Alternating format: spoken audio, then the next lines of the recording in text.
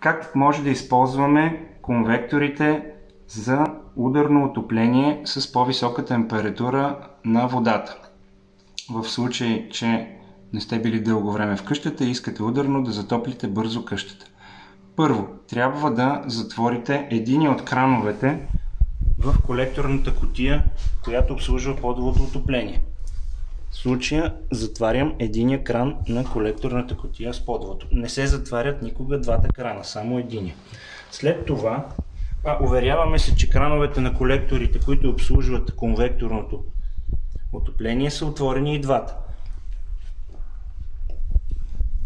След това вече може да преминем към повишаване на температурата в отоплителната инсталация, като тук може да настройваме и максималната възможна температура, ако желаем.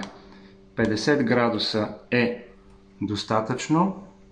Ако желаете, може да настроите и по-високо от 50 градуса температура.